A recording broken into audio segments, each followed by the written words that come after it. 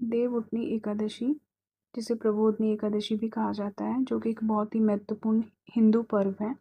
इस दिन भगवान 4 महीने की योग निद्रा, जिसे कि चातुर्मास भी कहा जाता है, उसके बाद वे जागृत होंगे और इसके बाद ही शुभ कार्यों की शुरुआत मानी जाती है।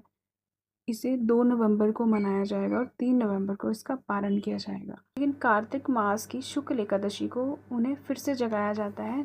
उसे ही देवउठनी या प्रबोधनी एकादशी कहा जाता है।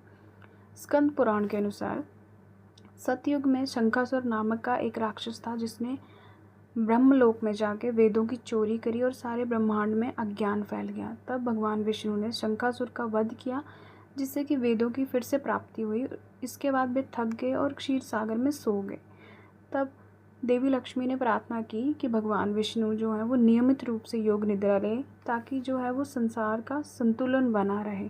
इसी कारण हर साल भगवान विष्णु 4 महीने की निद्रा में चले जाते हैं और उठनी एकादशी को, जिसे देवउठनी एकादशी भी कहा जाता है, उस दिन वो जागते हैं और उसके बाद ही अन्य शुभ कार्य किए जाते हैं। इसी दिन भगवान विष्णु जी का तुलसी माता के साथ विवाह भी किया जाता है।